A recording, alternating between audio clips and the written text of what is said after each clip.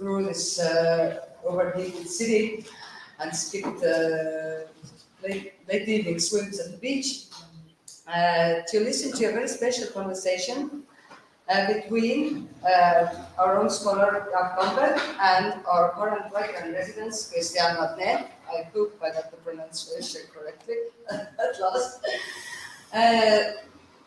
We started our residency program in 2017, and Christiane is our 7th writer in residence within that program, namely this worldwide open call program.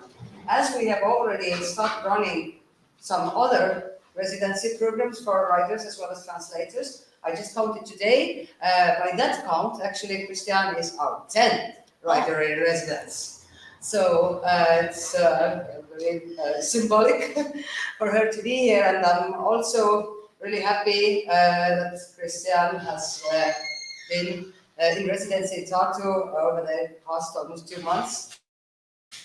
Since Christiane comes from our sister city of literature, namely Québec City, where a while ago Christiane also was a representative of Québec City of Literature, and I remember when she left the position, I heard somewhere from the net, no, she's become a writer, so she can't work for the City of Literature anymore. and it was around the time when Christiane's novel Fauna was published in French in 2017, right? 18. And an English translation in 2020. Well, as I understand, still Christiane, in addition to writing, is also involved in several literary projects and podcasts. And I think I'm not going to introduce her writing and the ideas. I'll let her do it. Just to close up my talk here, my introduction here, and then stay focused on the residency as such. Tartu City of Literature International Residencies, the only of the kind in Estonia, meaning that it's the only writers' residency that has regular open calls and certain conditions for applying. There are other more flexible formats though. And I think one of the most, if you do residences, if you organize them, it's of course mainly important to give the writers the time and the freedom to concentrate on the work, to also experience this new environment as maybe as also an inspiration or just a way of being somewhere else in order to get in tune with their works. But I think it's also about connecting people. And what I've seen during those 10 residences we have had is that, and what I'm really happy about is that really working. Those writers staying in Tartu, in addition to their creative work, they get to know the people here.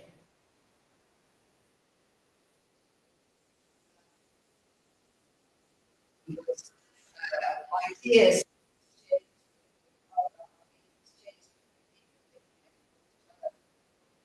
through concepts, through ideas, but also through this experience of Tartu, whether it be by a local or by a guest. So I'm hoping these residencies will continue, and I'm hoping that Christiane has had really good time here. Yes. I will give the floor. Discuss it today. Thank you. Yeah, thank you, Maria. Hello from me as well. And I just want to reiterate what Maria said, is that these residencies are important to Tartu, namely because they generate connections and new possibilities of interaction. So from my behalf as well, I'm honored to be talking to Christiane Vadnais here today. It's a pleasure to have you here. Thank you. And just a general sort of a guideline what we're going to be doing today, since I think we have a dual function here, since this is a residency program and this is one of your final evenings in Tartu, then maybe many of you already know Christiane, but those of you who don't, the idea here is also to get to know her so that you would never forget her. And No pressure. and also the people who already know her, then maybe the questions I'm going to be having are just sort of these general kind of questions which you maybe won't happen to ask in a regular social situation. So let's see how that's going to turn out. And then, of course, the second function is to talk about her work and to talk about literature through her work and see the way she sees it. So I have roughly 4 or 5 parts here. The first I've titled sort of an introductory part or a trivia questions part. The second is that Christiane is going to be talking a bit about an earlier project that she had. Then we're going to talk about her first novel, Fauna, and she's going to do a reading as well. And then there's going to be a separate block for these kind of general B questions, which sort of, which I don't know how good they are, but if you find that the question, sort of, if you find the questions, if you find that some question could be better worded or answered differently, then this is up to you because this is your show today. And in the evening, in the latter part, maybe we'll draw some conclusions and maybe Christiane will talk about the novel she's currently finishing. So that looks like a lot, but let's see how we won't torture you to death. So yeah. So I think the first thing I wanted to ask is how and why did you start writing in the first place? Sort of what's the motivation there? But first, hello. I'm really happy to be here also. It's really a pleasure to be here in Tartu and write. And at first, I wanted to write as a kid because I read a lot. It's pretty classical. I read a lot when I was young. My mother was reading a lot, and then I did a literary degree. Also, I quitted my brilliant doctor future to do that. I studied science first, and then I wanted to really. Writing was really what I wanted to do, and I never imagined it would get me so far as here. So this is really great. I worked for a long time in the Quebec literary world, as Maria said. First, I managed a young writers program, like a kind of mentorship for young writers. And it kind of frightened me to write at that time because I was like, oh my God, there is so much people that want to write and like so few books published. But I got in my 30s a kind of existential crisis and I decided to do it. And that's when I decided to make it like the center of my life. So I did a master in creative writing after that, and still I continue to work in the literary world as a program manager. I work with the literary festival I run for some time. In fact, I'm still very engaged with Quebec City writing. So in fact, literature is all my life. I have no other, topic. Yeah. Okay, very good. So I think this sort of solicits this next question, which would be, what do you look for in literature? Either when you read it or when you write it? Yeah, I think that recently I just came across that a quote about how libraries, bookshelves were kind of a way of hiding the world from ourselves. And this made me react.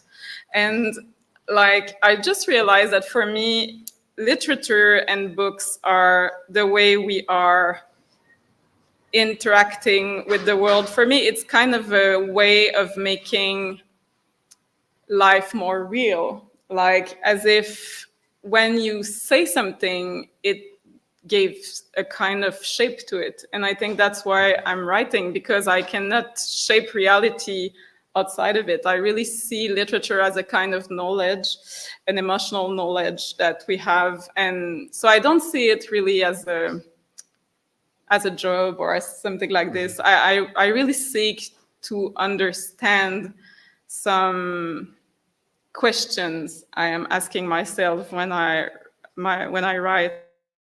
So my first book was, we will talk about it later, but it was mostly about how we can feel that we are part of something bigger than ourselves, which is nature. And I think that question is going through all my writing.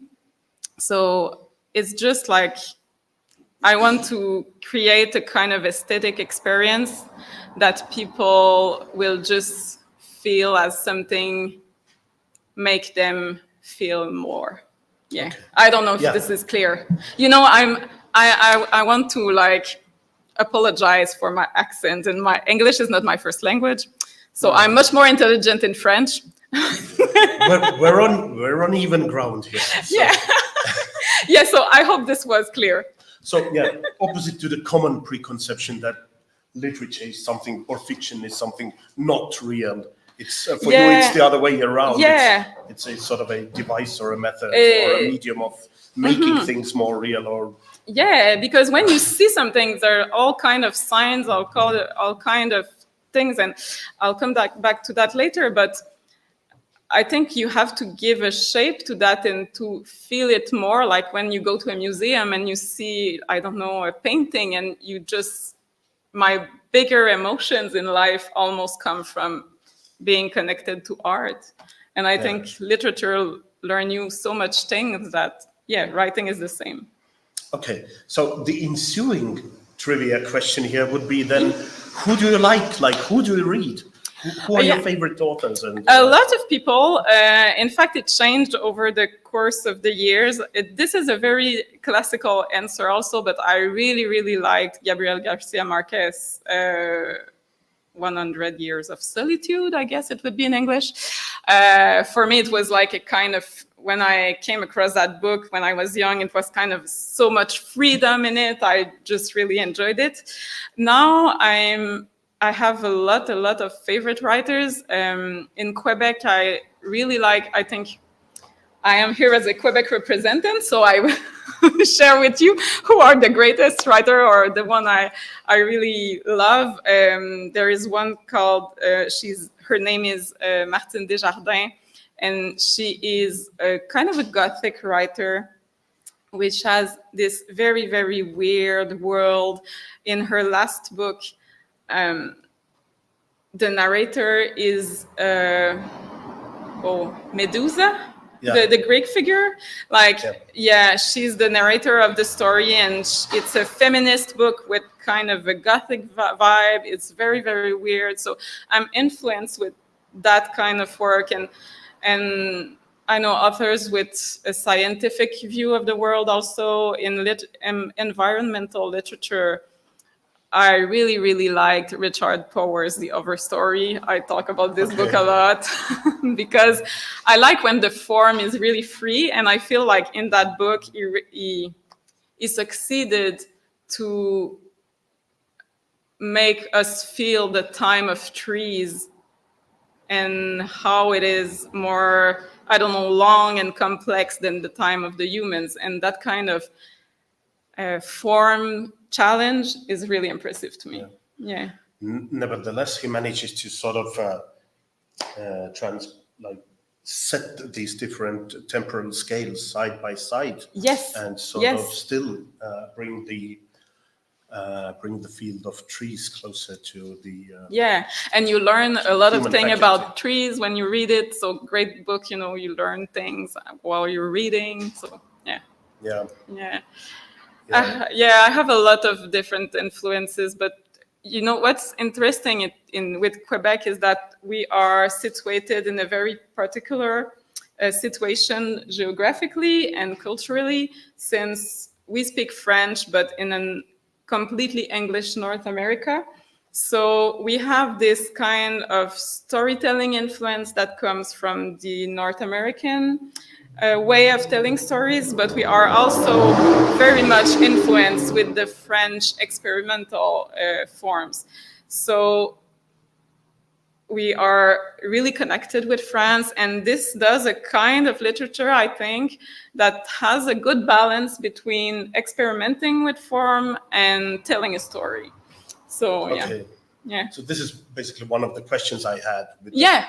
How do the French and Yeah. Anglophone spheres like meet Yeah. in Quebec? But well, Yeah. you answered it. Yeah.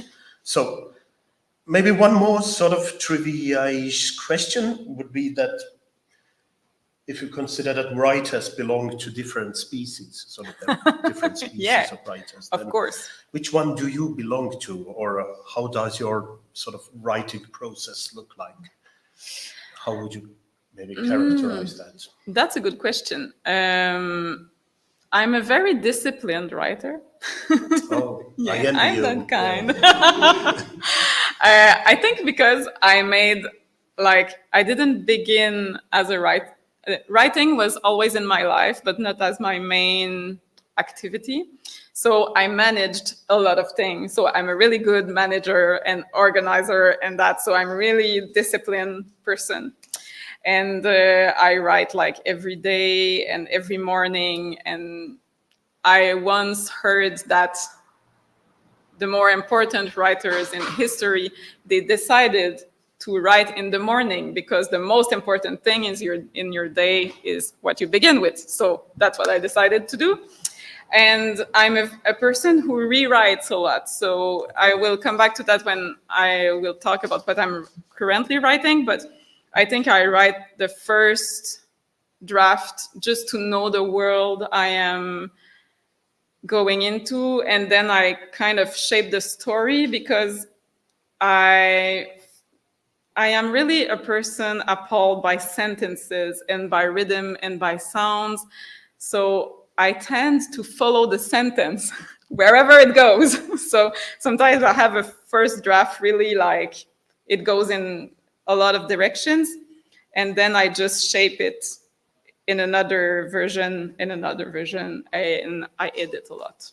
Okay, Yeah. so you're not the one who just writes finished sentences. Like, Oh, no, not at all. What you begin with and what you end up with.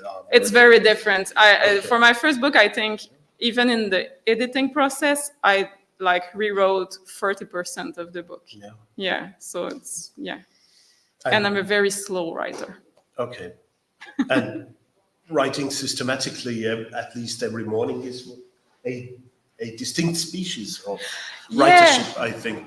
Hemingway belonged there. Yeah. The Estonian author Jan Groist belonged there. Yeah. So, It kind of feel like you're in a monastery, you know. It's a pretty monastic life writing. You sit and then you write and then you look at the window and then you write. It's not very glamour most of the time. Yeah.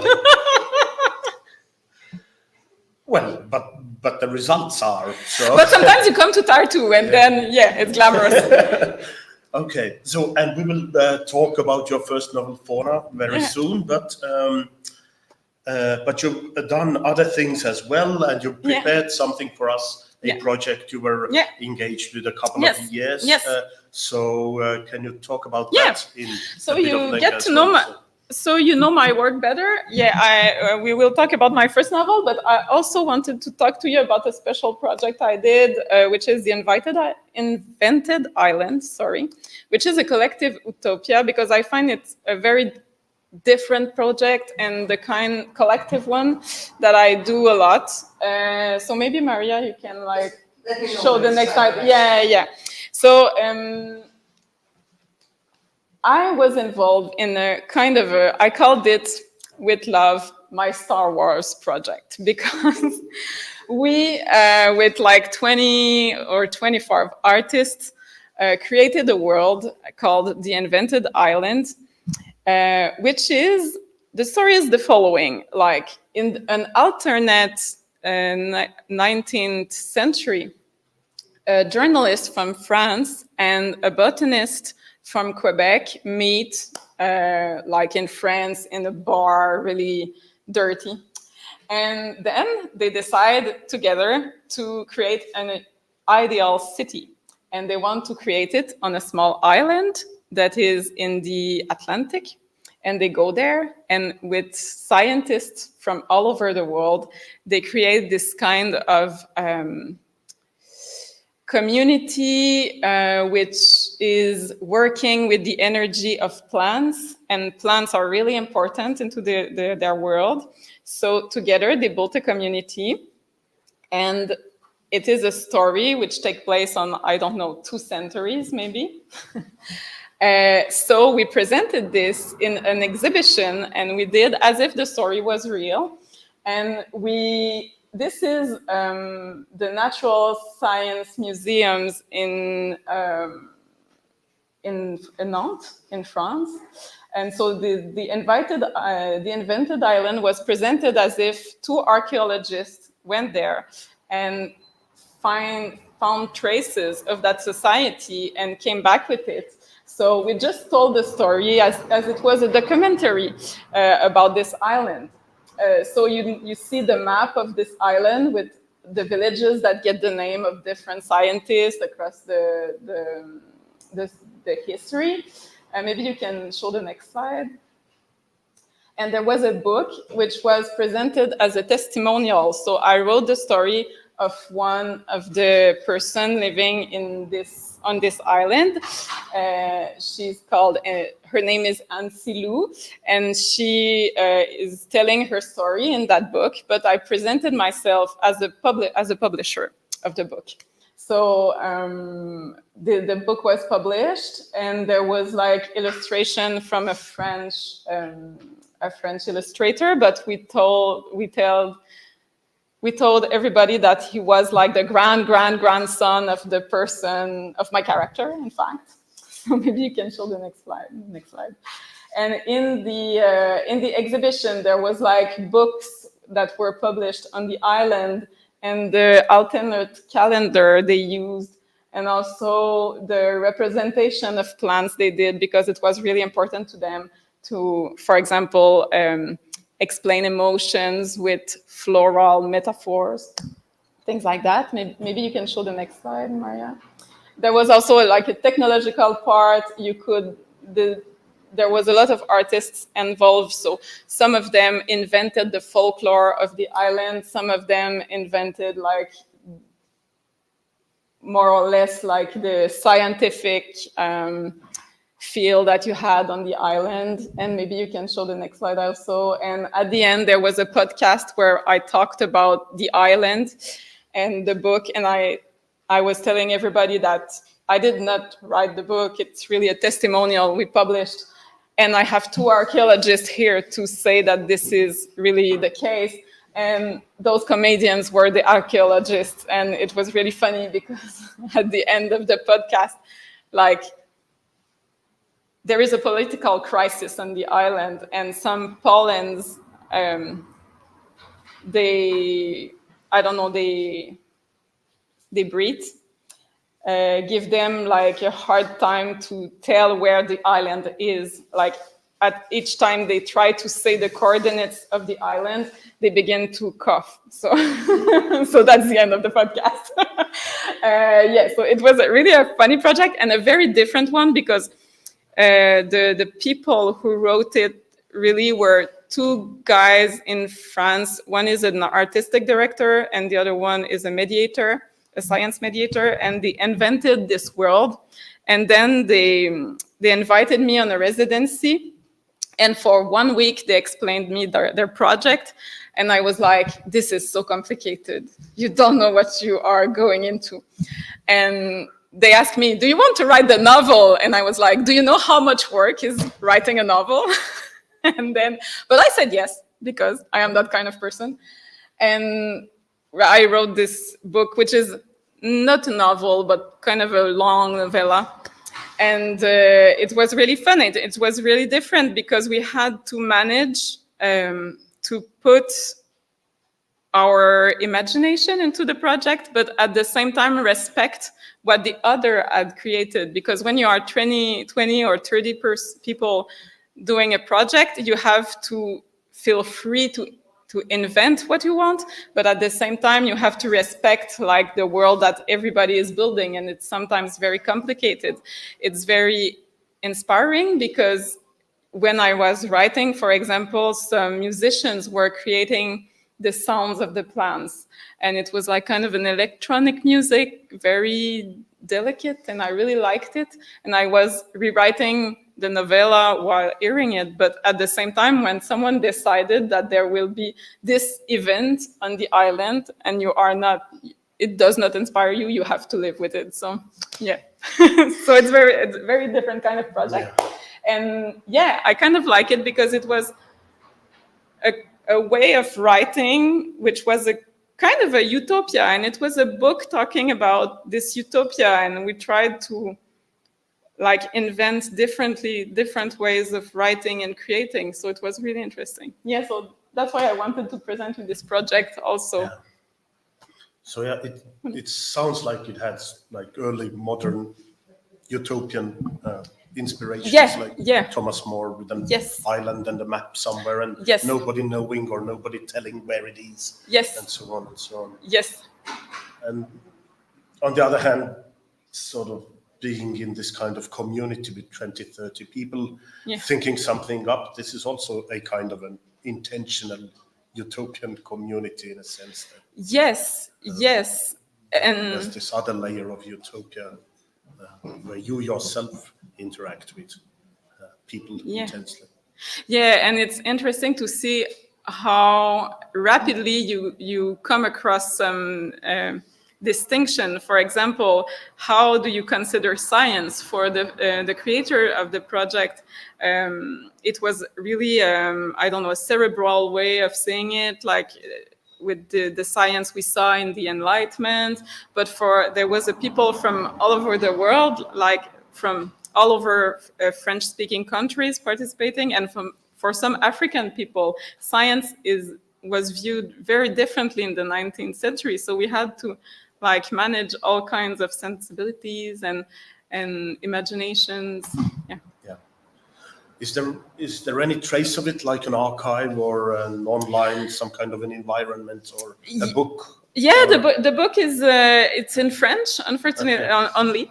Unfortunately, not unfortunately, but yeah, in French. There is a book. Yeah, there is a book. There is a podcast, and I think the exhibition will be showed again. Yeah, it was such a big project. We are trying to like make it travel. Yes. So Christiane is no stranger to utopias, and I think this is also important while we're going on to your first sort of novel or novel in short stories is probably what it is. It's called Fauna from 2018, and it's, I think, translated to multiple languages. Yes. Not only to English, right? No, to Macedonian. To Macedonian. To Italian and very different languages. Yeah. Yeah. So what I was thinking first is that, well, they're saying that don't judge a book by its cover. Yeah. But I like to judge a book by its cover because it's symptomatic this way. Yeah. And there's this very enchanting image on the cover of this book. It's sort of like, for me, it looks like a fantastic beholder made out of plants, but it's a sort of plant-like sphere where there's an eye in the middle, and I was immediately sort of wanting to ask you, what does this mean to you? Or like, did you come up with it or suggest it, or sort of, It's a pretty interesting question, in fact, because the French cover, the first one, was a painting of a deer. And when the English publisher, which is from Toronto, decided to publish Fauna, they kind of decided to go with a more science fictional cover. And this is funny because when I published the book the first time in French, I didn't know it would be received as something from the genre, connected with genres, because it's light, according to me. Yeah, it's a light science fiction. But then it was compared to Annihilation, the book by Jeff Vandermeer. Mm-hmm. Yeah, and I remember the designer saying, "Oh, this one, I suggest this one because it feels like it's kind of a Jeff Vandermeer vibe in this book, and maybe you suggest. So I went with that one because I found that the public had told me it was their feeling of the book, because there was different propositions, and yeah, I decided to go with that one for that reason. In fact, yes. Okay. So I think I won't spoil it too much when I read a paragraph from the other cover, which is also symptomatic here. So a thick fog rolls in over shivering heights. The river overflows, the sky is streaked with toxic green, parasites proliferate in torrential rain, and once safely classified species, humans included, are evolving and behaving in unprecedented ways. Against this poetically hostile backdrop, a biologist fights to understand the nature and scope of the changes transforming her own body and the world around her. So the novel Fauna's linked climate fictions depict a world gorgeous and terrifying in its likeness to our own. And I think this is a pretty accurate sort of description here. Now, what I think is not accurate is the blurb, which is here. So I don't know whether you've read it in some sense. I'm going to read this as well. So, in a near future world ravaged by climate change, who will win in the struggle between humanity and nature? So this is sort of, I don't think this represents the tone of this work at all. Yeah. But you need to sell books somehow. Yeah, maybe. But but the answer is not clear. So, the question is clear, but the answer is not. Okay. Yeah. All right. So before I think we will listen to you reading this, yes. I just wanted to ask you what led to you writing Fauna. What was the inspiration behind this? Yeah, there are a few ones, but I think my favorite one is I wanted to write about the feeling of being dispossessed of ourselves when nature is violent. Nature cannot be really violent, but you know what I mean. I wanted to talk about how in the moments where we feel we lose control over nature. For example, in my beautiful country where there is a lot of snow, when there is a snowstorm, everything can be stopped. I guess it's the same here. I've not been here in the winter, but I guess it's the same. I feel like in a time of ecological crisis, those moments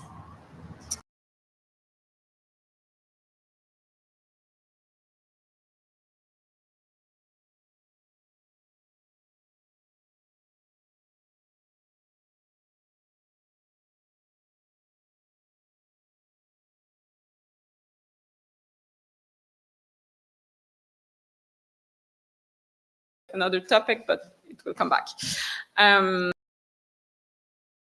People right now still dream about crocodiles and being chased by dogs and things very awkward for our world in which we are in very protected areas and we lived in houses and I never saw a beaver in my life, and I live in Canada.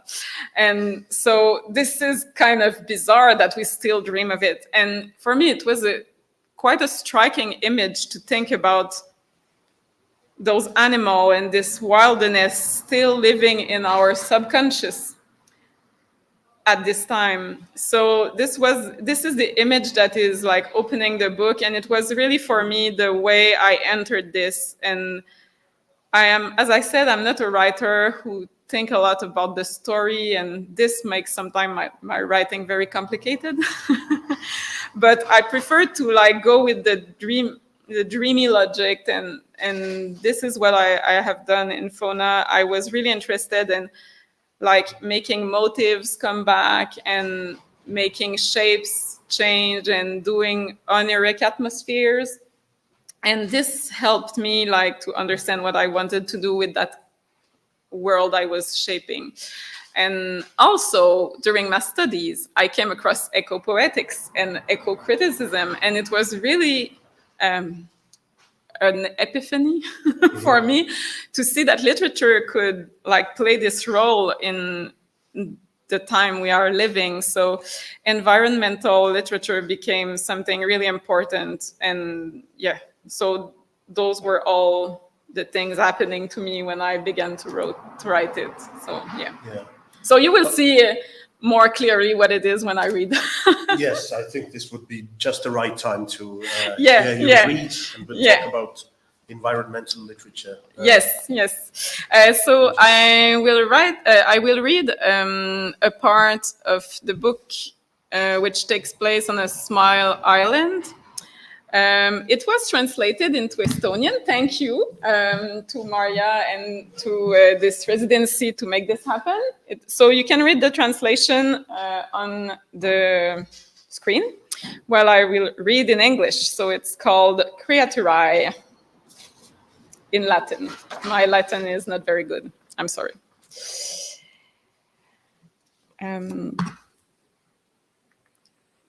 Don't swim in the evening. Don't wash clothes after dusk. Don't travel over water to visit your friends. When lanterns fat as jellyfish burn above the boat home doors and candles flicker in rows along sagging railings, the insects flitting around in the heat are bewitched by the light. Drawn by the glimmer of their bodies around the window, the birds of the sky and the nocturnal fish begin circling these dwellings built right on the water. The carnivores emerge. Their predators soon follow. Don't swim in the evening, the villagers say. The lights dancing like a bonfire are far too alluring, drawing the lake monsters from all sides. It's a windless evening, a perfect night to be out on the water. Flames from the brazier rise up toward the stars, twisting between faces half hidden by shadows. Hours have passed since the town stopped pitching and rolling, though Thomas hasn't noticed. His neighbors are heartsick. It twirls a skewer between two fingers. An eel is impaled on the tip. His heart is elsewhere. Thomas's gleanings decorate the wharf. Seashells and glass bottles and pennants cover the stains and nuts in the wood.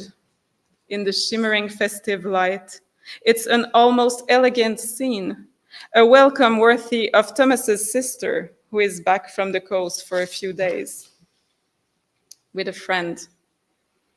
Every chair Thomas could borrow from neighboring cabins has been set out for dining al fresco, and a nearby table has been laid with grilled fruit, fried larvae, and other delicacies. I did my best, he thinks, but it's still not enough. At the wharf's edge, the whole village makes toasts to the prodigal daughter and to Laura, her friend from away. The pair have traveled a great distance from their school on the dryland to holiday here. From their clothing to their smiles to the coronet of flies above their perfumed hair, everything about these women proclaims their foreignness. To Laura, say the villagers in chorus, raising their glasses. The newcomer lifts her cup like a ship hoisting its standard before setting sail. To Laura, Thomas says breathily, as his hearts brim over. The village has been cobbled together from old barges and sailboats, boards salvaged from yachts, whatever odds and ends the lake tossed up. From the sails of the ships that once plied these waters, the villagers have fashioned tents, complete with living room and sleeping chambers. There is even a bar selling local grain alcohol alongside liquors imported from the coast. Looking out from these dwellings, when the heat has broken and the mist has cleared, you can almost see the dryland at the confluence of water and sky. To people from away, The village looks like a squat, sprawling oil rig. Nothing could be further from the truth.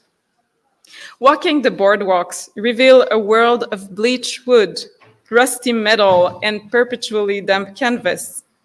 Precarious housing stands alongside garden barges where vegetables grow under broken window mosaics. The decks are connected by treacherous rope walkways along which the village kids grapple, screeching like monkeys on their way to school. On the west side are small craft of more recent manufacture, pleasure boats moored for the celebration. Discordant music emerges in bursts. On the deck Thomas has painted 1,000 times, only to see his work peel away under the waves and squalls. Friends and family have gathered. Glasses shatter. Laughter clashes. All around, people chatter and hum. Laura sits next to Thomas. She's smiling and frightfully relaxed. An earthy smell emanates from her hair.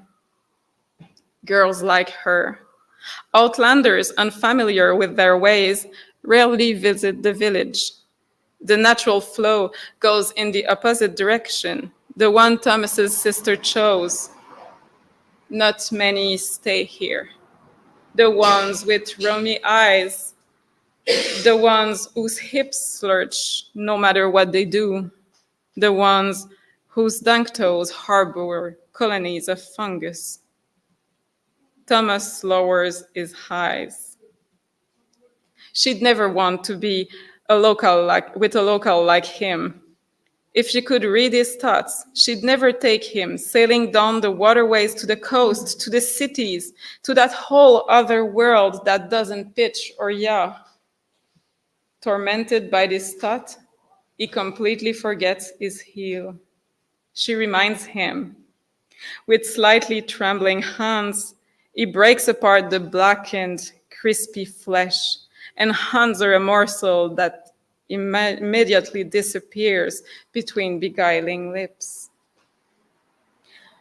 Throughout the evening, Thomas introduces Laura to the guests pouring over from neighboring deck. Without hesitation, she kisses and hugs and explains. She's here for research. She goes to school with Thomas's sister. She's from the north. She has traveled several days to reach the shore of this vast lake, to find herself on this deck surrounded by rare birds and endemic species. At these words, glasses clink. Mouths laugh and speak in an unbroken stream. They sing the village's praises and comment on its habit of thought, wax lyrical on the art of grilling. The deck begins shaking from the music in a concert of foot tapping and savage yelps. On the makeshift dance floor, Thomas shows Laura the basics. How to wriggle your arm like twin catfish, how to tromba step like a fiend. With sweat steaming from her skin, she leaps and laughs and scrunches up her face. Performed by Laura, these awkward steps transcend mere local custom and are transfigured into the nuptial parade of some rare bird, the promise of another world shining in the black village night. She wriggles her arms like twin catfish. She trundles stepped like a delirious fiend. A world can be seen radiating out from her yellow eyes and narrow hips. A sweat-drenched world along her chest where mosquitoes alight. With generous swigs of rum, Thomas had hoped to screw up his courage for a slow dance. He manages only to orbit Laura, adrift in her exotic scent. He'd give anything to be worthy of this woman, to surrender to his unchecked desire to flee this village and discover the splendors of the dryland. But his embarrassment over his permanently moist skin and his uncertain footsteps thwarts Thomas's attempts to move closer. Surrounded by marine and avian life, the village at the center of the lake is a nest of writing appetites. On the deck, shoes clack on cracked boards, mouths spatter and pant, hips sway. It's as if the villagers' stomachs are bottomless pits, their legs spring-loaded dancing machines. You could almost believe that the moths whose flight captivates Laura are not insects, but fairy godmothers sparkling in the oil-black night. It seems that this party will never end, that the villagers will remain forever in motion, spinning and jolting and waiting for a dawn that never deigns to show its red nose. Only when a neighbor extends a hand toward the stranger, hoping to show her some new steps, does Thomas finally find it in himself to lead his partner off the dance floor. The pair sit on the bench. Cigar smoke rises in curls above them. Nearby, card players are staking their honor and losing. Fists pound the table. Two boys cling to the railing. Their game is to gobble down anything and everything the universe puts in their path. Scrambled liquids, writing insects, wormwood twigs they gnaw with gusto. Side by side, with their noses in their drinks, Laura and Thomas feel like they're the only people in the world. Laura gazes at Thomas, eyes shiny from alcohol. He'd like to get down on his knees, travel up the byways of her body, tilt her head back and release a cry from her depths. But he's petrified. He asks about her job. She describes her lab and research missions, aquariums and graphs, petitions and campaigns. With extravagant hand gestures, she talks and talks and talks some more. And he does his best not to hear. He never should have unleashed this torrent of ideas from her mouth. He knows villagers who have almost lost legs to the jaws of a freshwater shark, and others forced to fend off the birds to protect their catch of fish at the end of the day. It's not the pernicious intelligence of animals that needs protection, but the people who dwell on this vast lake. It is he, Thomas. He needs Laura to take him away from this teetering existence, far away from his breeding pond, to hold him to her heart and take him away like a specimen fished from the water. Rum drunk, Laura suggests a swim. We can't do that. He reminds her in a whisper that the fish-filled waters surrounding the village are full of sharks. She is so new to this world. Sweeping away his warning with the back of her hand, she mutters something about old wives' tales. In the joyful glow of the lantern, she takes off her clothes. Thomas finds a dark corner and does the same. Their bodies tumble like deep-sea divers. They plunge into the black water, then rise to the surface, coming together halfway up. He pursues her past boathouses and shell-laden docks, swims between garden barges and fishing nets. Shadow puppets on tilt wall gently light up the night and their path through the water. She dives effortlessly as a sea snake, and at regular intervals, the water surface is broken first by her shiny head of wet hair, then by the smooth, firm curve of her ass. She stops in front of him and treads water. Laura's face now wears the very expressions he has been dreaming of. But Thomas can't suppress a wince when he feels the viscous side of a fish against his thigh. Don't wreck this moment. There she is, slowly paddling her arms to keep her shoulders and neck above water level, her face like a buoy. Small fears snap and pop in every muscle in Thomas's body. There are sparks in his fingers and legs, but he moves forward, unsure whether he most fears the menacing calmness of this water or the daunting proximity of such beauty. Laura makes the first move. She brings her lips to his. Her kiss contains the chill of snow in the tropical heat, an immaculate wind awakening in him the desire to leave this place behind. They breathe as one. Their hands touch. Their feet locate the improbable crest of a shoal. Underwater, she seeks out his thighs and hips and ass. Astounded by the texture of her skin, its purity in this murky water, he tries without success to lead her into the shadow of a platform near the halls. She finds her footing on the slick algae that populates the lake floor, as if it were the most mundane substrate, and clings to him, setting the pace, imposing her movements and rhythms and desires. Her fingers slide underwater over his flank. Though her face can't conceal her surprise, Laura's hand holds fast. Curiosity makes her linger over the hard, scaly skin, a patch that grows larger by the day, increasing Thomas's likeness to the other lake creatures. She palpates and then releases it, exploring its relief. A crease of concentration lines her forehead. She dives and stays under long enough to glimpse the silvery luster of this patch of skin, then resurfaces. For a second, her nail digs into his flesh as if to take a sample, but the movement shifts into a caress. She runs her palm down the mark, measuring its size and shape, studying its form and sensitivity. She draws in even closer, gives him a bright smile. Don't swim in the evening. Don't wash clothes after dusk. Don't travel over water to visit your friends. Under the boat homes, hungry fish lie in wait.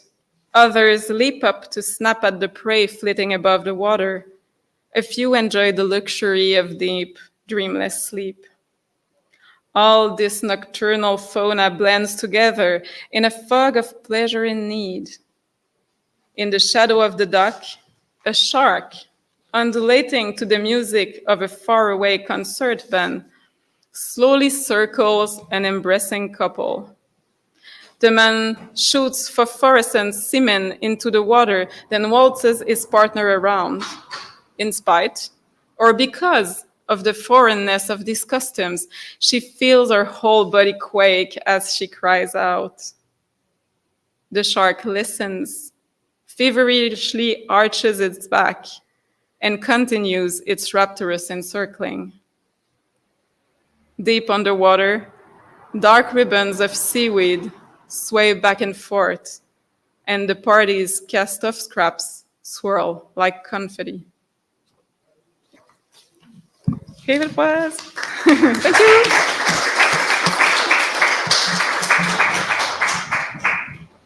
Okay. So this was my oniric short story world. So this was one of the short stories of Yes. Something like 9 or 10. Right? Yes, Yeah. yes. And so you probably got some idea of the poetics and of the style and of one of their thematic focuses.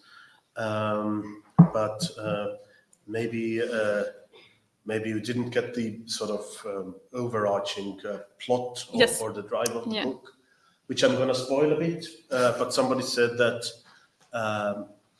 you shouldn't be afraid to host big spoiler parties, because if a novel can be spoiled by the retelling of its plot, it has already been spoiled by that plot.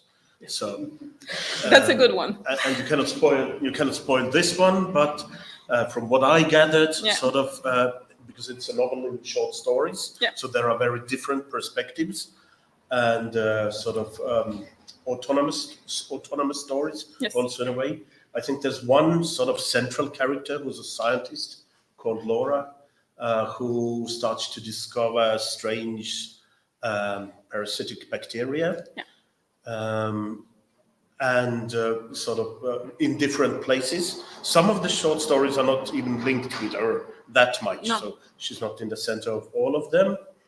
But sort of the epidemic ends up killing many people, but transforming many people as well to hybrid sort of humanistic or human nature hybrids. Sort of, some of them turn out to be birds and so on and so on. So from one perspective, this reads sort of like this classic narrative of nature taking things back in a certain way, but from the other perspective, this sort of sounds like a co-evolution and hybridization of the human and its living environment to some sort of new state of balance. Yes. Is this how you would sort of, do you agree with this?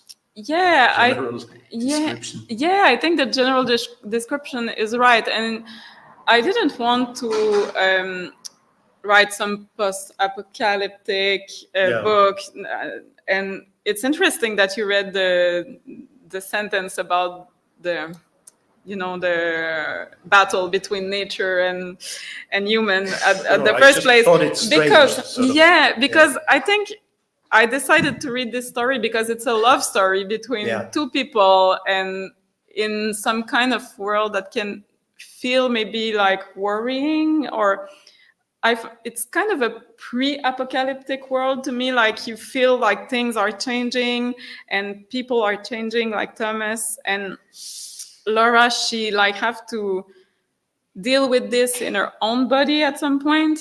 And I think what I really was interested in was blurring the frontier between the animality and humanity, and not to judge it as something bad or good, because I don't know, it's just the world we live in at some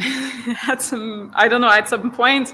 And it's interesting because this new balance to me was something I wanted to go to from the beginning. It was clear to me that there would be this ending that feels kind of a return to the wilder time.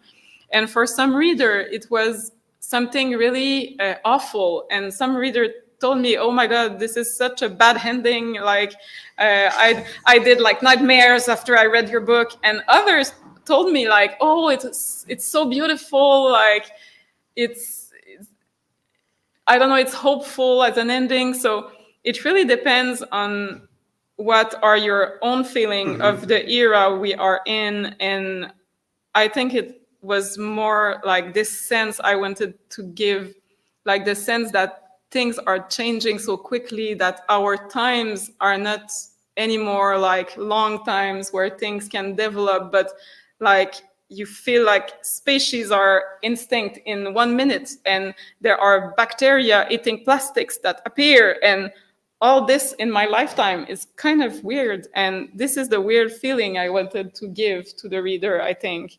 So yes, I don't know if it answered the question, but it did. And I read it like both ways at the same time, because you know these kinds of new states of existence, they are necessarily, I think, terrifying and exhilarating and fascinating at the same time. And so for me, there was a threat in it, but also a hope in it. And probably these kinds of transitions are sort of charged with both impulses. And it reads very differently because I wrote this before the pandemic and it was published. This is one of my questions. So did the situation of the pandemic, the real life pandemic, change the perception of the novel? I think yes. Like I forgot to say that the English translation is from Pablo Strauss, and he did a really good translation. And he said that he was happy he translated it before the pandemic because this would have been so much depressing to translate it during like an epidemic happening. But I feel like we need those kind of stories that are not, in science fiction, sometimes you really hear now, that we have to tell stories that are hopeful and that imagine a world after what we are living through to give people hope. And I think that's true in a way. That's what we need to like be in motion. But I think stories can also help you grieve about some things and just be able to check the nightmare we live in and just like, I don't know, be more familiar with it at some point. Yeah. And I don't bother if it's darker now. It doesn't bother me. Yeah. Thank you, because you shut down one of my questions. Yeah, So- sorry. No, that's good. So maybe a couple of questions about the form, and Yes. then Yes. we can continue with the more general Yeah. questions. So there was at least three things that interested me. One is that which we sort of talked about when we prepared for this, was that I feel that sort of genres shouldn't be taken as containers where you put books in, like this book is fantasy, this book is horror, and this book is science fiction. Rather, it's the other way around, that the book is a container, and there are all of these different registers sort of active. So I was thinking of asking, how would you characterize fauna from this perspective, sort of? Yeah. What is it to you, or how much do you think about such things at all? Do you position yourself and your work sort of somewhere? I don't think of it when I write. As I said, I think I was very unconscious of some of my influences when I wrote this. But now that I published and that people told me, I'm more aware of that things when I write. But clearly, for me, fauna was really about this dream logic. I really, really like the kind of art experiences that make you feel like you've lost control. The first time I saw, for example, a David Lynch movie, I was kind of, I don't understand. And when I just decided to just check and not understand, it was such a great experience. And because you got the dream logic. yeah, because you got the dream logic, and it's just become something that, like, I don't know, devour you or something. So this was really important to me when I wrote. And the first title of the book was The Mechanical of Night, in fact. So it was really important for the structure. Like, you have this, the story I read is about Thomas, who is in love with Laura, but later he comes back and he searches for Laura, but cannot find it, as if he is in a nightmare where she never existed. And yeah, so this was really what I was like searching for when I wrote it. And the genres, I think for me, I'm just fascinated with the multiple worlds in the reality. And I do not see a clear distinction between what we know, what is natural, what is supernatural. I think that some supernatural before became something we understand. And so the supernatural and the natural are very connected, and the frontier between them is not clear. So to me, it's not important to put things that are really real or unreal. To me, literature question the nature of reality. So I don't care about doing science fiction or magical realism at the same time. So this gives this kind of weird mix that you have in fauna that is not very common, I think, where there is like this magical reality and at the same time a biologist with a cerebral view of the world. And one of my favorite quotes about genre is from Jorge Luis Borges from Argentina, who said that metaphysics is only one branch of fantastic literature. So I think that like life is fantastic literature and you have to find your way in it. So yeah, to me, it's not very important when I write, but I think that after that, for people, I have to manage to clarify some things. Yeah. And what I really liked about this, that it didn't seem to be too self-conscious about conventional genres. No. Sort of, this is what usually the booksellers put you through later. It's a book difficult for booksellers because it's not clearly a novel, not clearly a short story, not clearly science fiction. Okay, so the second question I had about form is Yeah. that this is a novel in short stories. Yeah.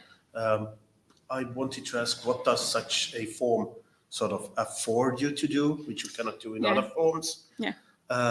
What does it afford with respect to the idea that you had with Yeah. this book? Yeah, I really like short stories. They are, I don't know here in Estonia, but in the French-speaking sphere, they are not well loved. Not everybody knows well what kind of short stories they could like, but I really like them because they are very open. It let a lot of space for imagination, and some texts that like live with me forever are short stories because it concentrates an idea and a strong image that you stick with it, and Yeah. you do not have to time to, I don't know, lose your attention or have a bad ending or something. Some very important texts for me are short stories, so that's why I like them, and it allow me from and I told you that I wanted to do environmental literature when I did this. Yeah. And to me it was really important that the book is not only about human character but also about animals and also about landscapes and about all kind of beings. And I think that this form allows room for different characters. You can follow like a landscape, and the landscape come back in another short story, but not with the same character. And this is not Yeah. important because the landscape is what matters in that story. So it really helped me to like have a big camera and just let's, I don't know, the thing be like they are. Yeah. Yeah, so it's sort of, yeah, it's sort of, it provides you a sense of worldliness, or sort of like it's a device of world building also to Yes, have yes. these different perspectives, And because this is a very environmentally minded book, and this adds a sense of more maybe yeah. global scope even, or like wider scope. Yeah, I think I like as a reader when there are holes in the book so you can fill them. So Yeah. I let a lot of holes for the readers. There are plenty of holes. And Yeah. so this is one of the fascinations of this book, Yeah. certainly. And the third question of form, sort of what I instantly noticed, at least in the English translation, Yeah. but this is probably deliberate anyway, so it has a very rich vocabulary, and I don't mean just the different species that I had to Google out of my own ignorance, but really it has a very rich vocabulary otherwise too. So in science fiction, Yeah. I think this can be compared to some of the even language science fiction novels, like maybe China Miéville's Embassy Town, which deliberately sort of uses very even rare words sometimes. So my question, based on this experience, was that, and you can take it in any way you like, is there a relation between linguistic and biological diversity, or linguistic diversity and ecological diversity? Oh, and yeah, this is what sort of what it did to me, at least. Yeah, I really like this question.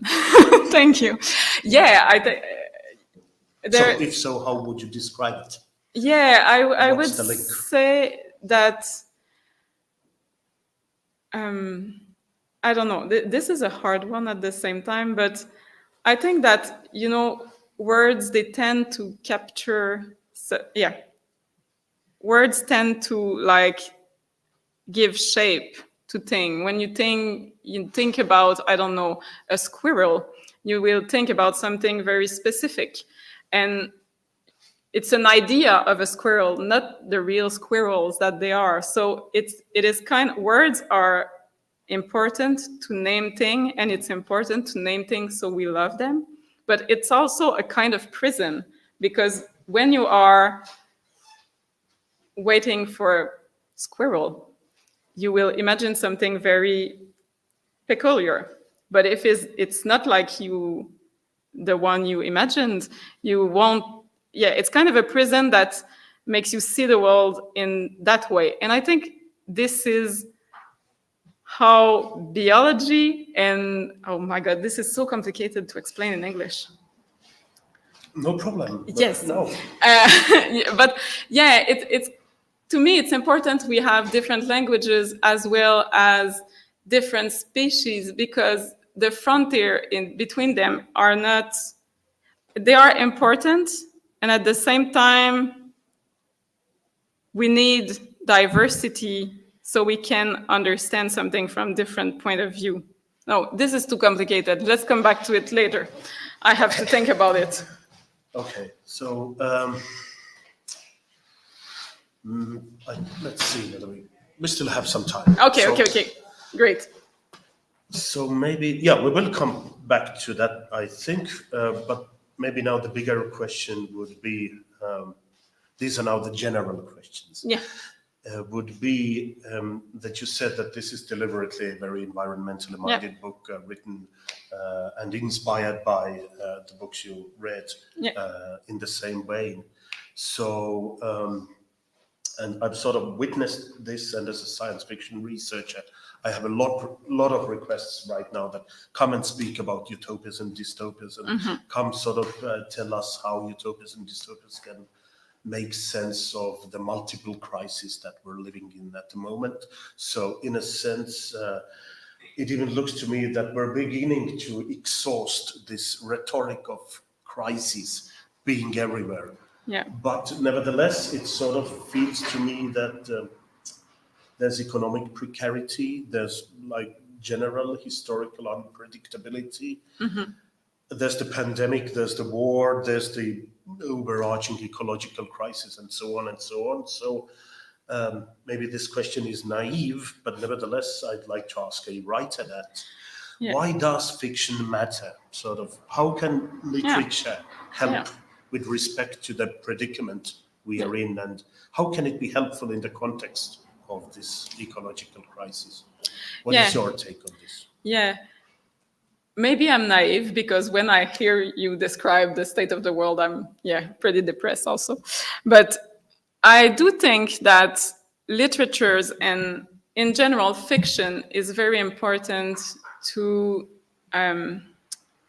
make our sensibility evolve. To me, that's the role of literature in this world, because I don't think I would be able to have so much time sitting at a table writing if it hadn't some kind of sense to me, if it was completely useless. And I think that what you imagine, the images you see, they kind of shape the way you see reality and the way you interact with it. So I think that for me, what was important, for example, in Fauna, was to give sense that animals and humans are not so much different, that animals are very intelligent beings, and that humans are more animal than what we would like to think. So maybe if you don't think as yourself as so much different from, I don't know, a bird or a fish,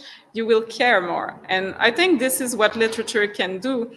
And in some sense, I think maybe even sometimes I feel like literature comes before reality, that some science fiction writer, for example, put ideas in the world and then people dream about it and make it real.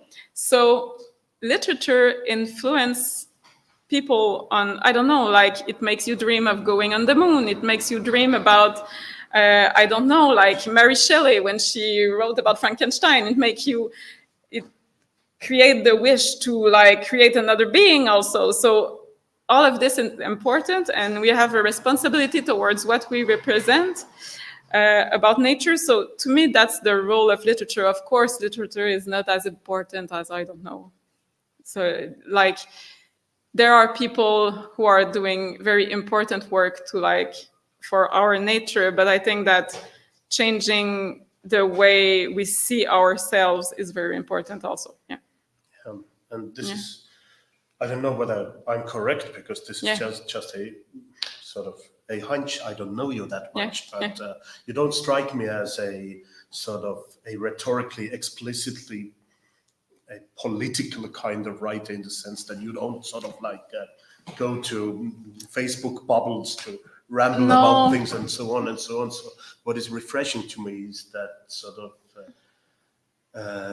you very well pinpoint this sort of education sentimentale, or like this, the education of these sensibilities. Yes, and I think they are very. And that art sort of has much more power on that level, or rather than on the explicitly sort of political level. The political level is very important. It's very, very important. But I think that literature is. I chose this field because it's something that is emotional. Also, it's connecting ideas and emotions. Philosophy is only about ideas, and some other arts are only about emotions. But in literature, you have both. And, And in a sense, don't get me wrong, I think this is also a political book, yes. but not in this explicit sense of shouting out slogans. And I was instantly reminded of a French philosopher, Jacques Tomberg, who said that aesthetics has its own politics in a way, and this is precisely of this education of the senses. And if it fails in that on that level, then any kind of political content it has will fail anyway too. So in a way, I think this book very clearly demonstrates that as well. This was an advertisement to read. But I think an interesting parallel to do is about how we represent women in fiction. Like when you read some books from the 50s, you are shocked by how women were represented, and I think that one day when we read old literature, we will be shocked about how we treated nature in the books. Also, I think that we have to change the representation of animals and of nature and of extractivism and I agree. And by the way, and this was one of my questions as well. Do you see writing as fundamentally gendered, and do you see this specific book as? I don't know about this question. I don't know, but I know that I wouldn't have written this if I hadn't my female experience, my female body. For example, there is a story where a woman is giving birth, and the body is very important in the book. And I think this is because my experience of the world as a woman is, as a woman, you are always confronted with your image and what your body is.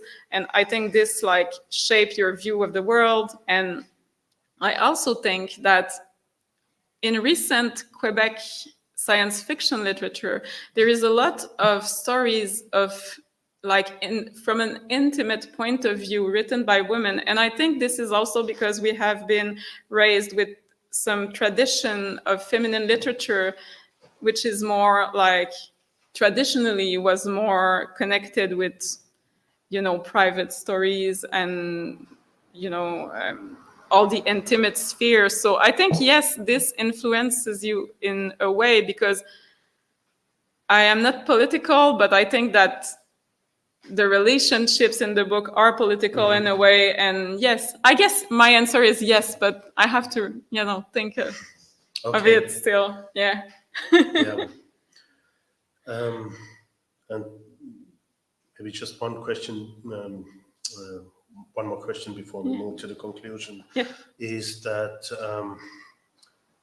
and the descriptions, the style and the descriptions in this book, they are really sensuous, or they focus on, they emphasize sensory perceptions, which are very vivid and very rich, and it also expresses itself in the description of specific locations that you have. I'm not sure that I can put together in my mind the geography of this village on the lake, but there's the zoo and there's the environment also and so on. So specific localities, specific locales, giving us the idea of more global problems in a way. And I was thinking that, well, the ecological crisis is a global phenomenon, Yeah. and science fiction usually is most of the time also seen as a sort of global literature, or at least a literature which sort of, in the worlds it creates, it already has a global perspective of a world.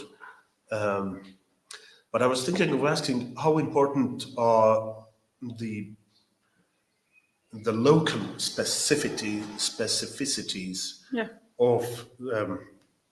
of such kind of works? So, for example, we don't too much ask whether like, I think there was a documentary about Margaret Atwood, and it was surprising how influenced in her science fiction she was by specific local Canadian nature, one place or another place. So, so I was thinking, how important is it to really to get to know specific localities while dealing with these rather more global problems? And maybe you can even bring some examples of places that have inspired your central shivering heights. It comes back also to the question you asked about the biodiversity and the diversity of languages. I think that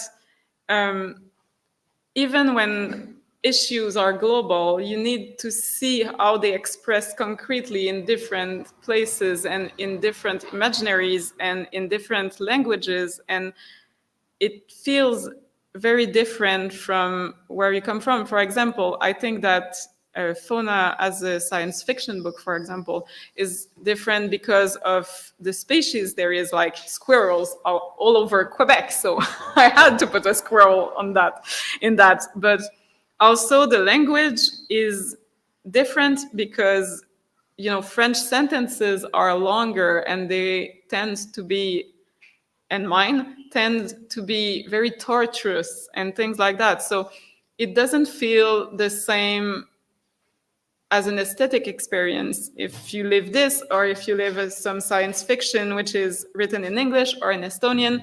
You will have a different feeling, I think. And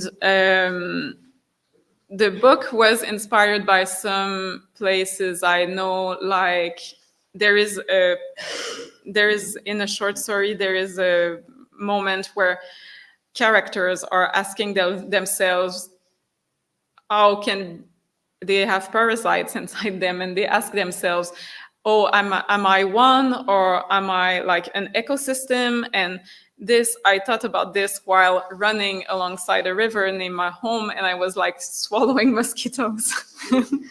And I was like inspiring the air that like smells like a paper factory that there is like near my home. And I was like, but this is all me, like I'm inspiring this and it is becoming me, and where is me going? And I was like very philosophically aware while I was running. And I think those kind of moments, you cannot feel them the same, different according to the place where you are in the world. And there is, for example, also in the book, a city, at some point Laura goes to the north, and there is a city where the polar bears are very present, and there are even cages to trap them. And a few people noticed this in Quebec because Quebec and Canada are almost, sometimes we feel like we are two countries. But it is inspired by a Canadian city, which is really up north, which is called Churchill, where there are already polar bears. It's really up north, and it is their reality. And so it is not the same to live this than to live, I don't know, a flood in the south. And I think we need to see the different. I think that as a reader or as a writer, you will feel more connected to an issue if you can see how it is, I don't know, incarnated in your own place. And that's why it's important for me to read like Canadian kind of stories, but also to have translations. And this is, since I come from a small nation, We are very proud of our literature, and we read a lot of Quebec literature. But it's also important for me, like, to receive what it is like to live the ecological crisis, or what is the end of the world in Estonia, for example. So I don't think it's easy to see how it embodies in a specific book, but clearly when you see the landscape of a literature, you can feel it. Yeah. Yeah. Let's see. Yeah. So I think we've, in a sense, spoken enough, but nevertheless, I'd also like to ask about since you're leaving soon, I'd like to ask about your experiences in Tartu. I mean, what are the thoughts and feelings you're taking with you when you're going back? Then maybe if localities are important, then what kind of a work would Tartu inspire you to write? Yes. And then maybe asking also, what is your new novel about? Yes. So while I was here, I mainly wrote the second version of a manuscript, which is called Natural Resources, which is about human and animals and robots dealing with massive extinction in the river, the big Quebec river, which is called the St. Lawrence River.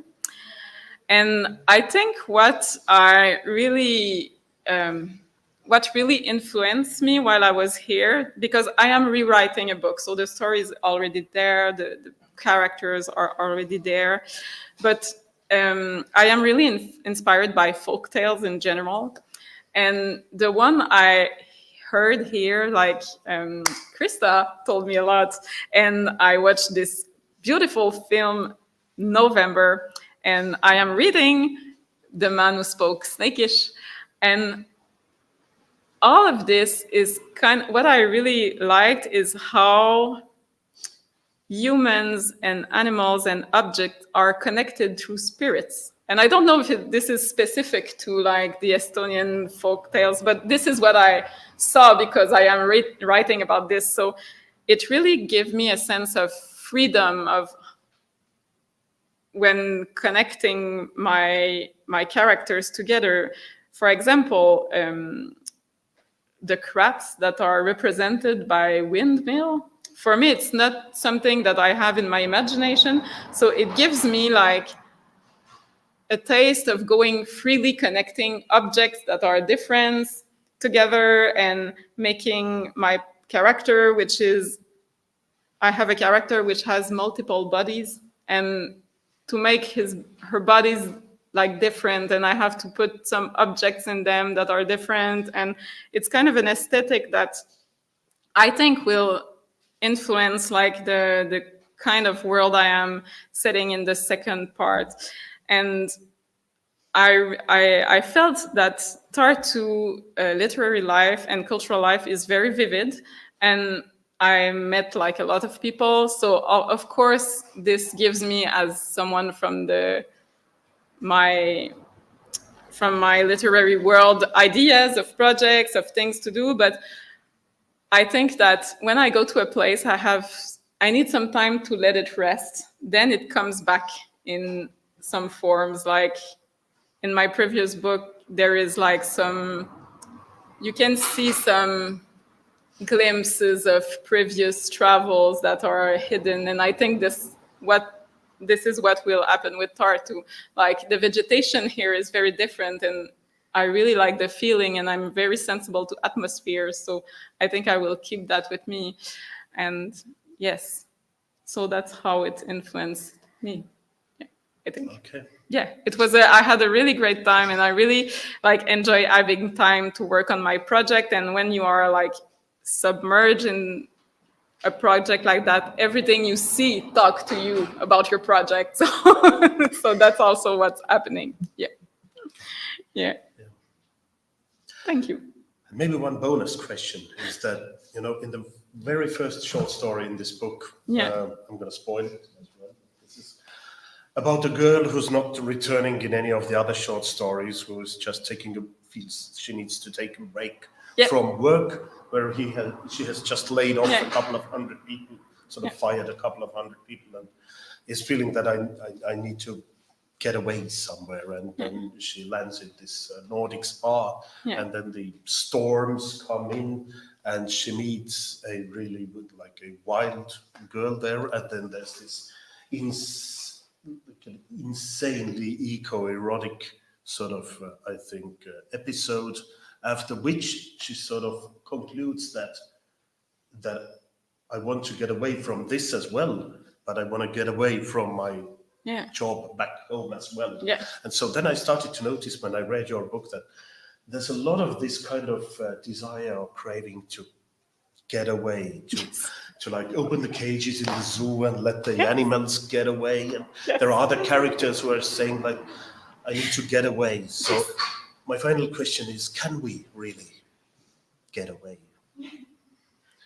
I am 38. Yes, and I still think that we can. And this is really problematic because everything I write is about this. And you're totally right. It's about getting away and getting away from reality, getting away from your country. I am here 6,000 kilometers from my home. I really think that we need to get away, like, because, I don't know, because you have to see things differently. This is like what life is about, like seeing new things and experience new things. And yes, I think that we can escape, and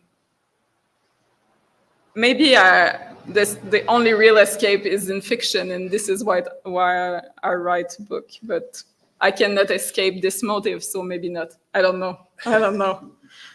Okay. Yeah. Thank you. Yeah. And that's a good question. I will think about your question for like 3 or 4 days now. Let me know. And now everybody else present gets to question and comment. Just this paragraph of this part that you read, but it reminded me of a book I only just wrote about a couple of weeks ago by Estonian magic realist Nikolai Taturin called The Way of the Dolphins, which features not a village but a hotel made up of shipwrecks. Okay. And a love story where there's a guy who lives with the dolphins, so he's a liminal character, half human, half dolphin. He's a human, but he lives with the way of dolphins. And it also features a travel pandemic. And that's not to say that there's a man who's wrote this before, because it's a very different book, I think. But it's intriguing how kind of similar motives crop up in addressing the same theme from very different angles of the world. Yes, it's very interesting because I published a book in French in 2018, and just recently, last year, there was this huge movie in France about people becoming animals, and it's really interesting.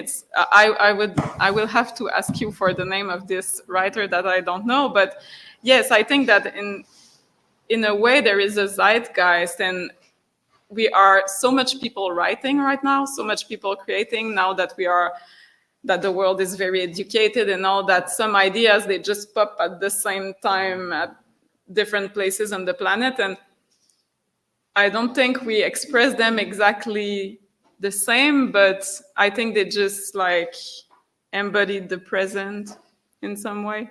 Yes. What's the background of this island project? I mean, did you have any inspiration from previous cultural history in creating what kind of fictional island? No, in fact, it's one of the first texts I wrote, and I don't remember really why I had this idea of an island. I remember I wrote this while I was doing a creative writing master. And the teacher asked us to write a story. And I was like, oh my God, I cannot write a story. I only can write like poetic sentences that goes nowhere. And I was like, so I kind of developed this love story, and it was really something I was focused on. Okay, there must be a beginning and an end, and like there must have been. So I really don't remember. Exhibition project. I mean, did you have some kind of a background inspiration, or was it kind of as flash of your?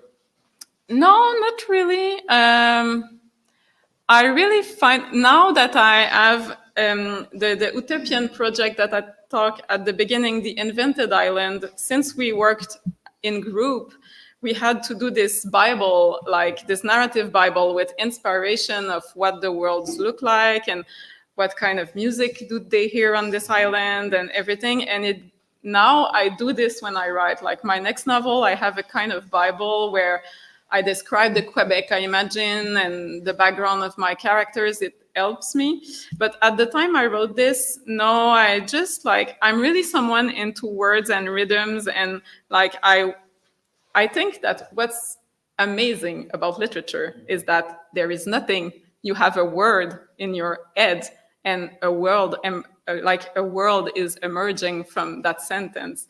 And this is the feeling I really get. And I probably just wrote like, there were garden barges. And I was like, oh my God, garden barges. This is such a good idea. And you know, like one of my favorite stories about literature is how Tolkien invented like The Lord of the Ring. It was, I don't know if you know that story, but he was bored because he was correcting he was a teacher and he was correcting and he was bored. This is not, very gentle, but yeah. And he wrote on the back of a copy, in a hole lived a hobbit. And he just asked himself, what is a hobbit? And why is he living in a hole? And from that, he wrote The Lord of the Ring. He invented languages from a simple sentence he wrote on the back of a copy. So to me, this is really the experience of writing. It is like today, for example, I was rewriting my novel and I just wrote this sentence about how my character wants some kind of power and the sentence was so much opening to a world. I was like, oh, my day is done with that sentence. So, you know, it's a really slow pace to write. But yeah, so I think that, yeah, you keep those things inside you and you kind of process it. And at some point it comes back as a sentence that opens worlds. Yeah. I don't know. Yeah. I also have a question for that. You said that this rhetoric of crisis is exhausted, but maybe it's the rhetoric of illusory welfare that's exhausted, because the idea of welfare is really quite short-lived. Yeah, and maybe they are somehow even hand in hand. Mm-hmm. I think you're right. We should be vigilant about which kind of rhetorics are exhausted.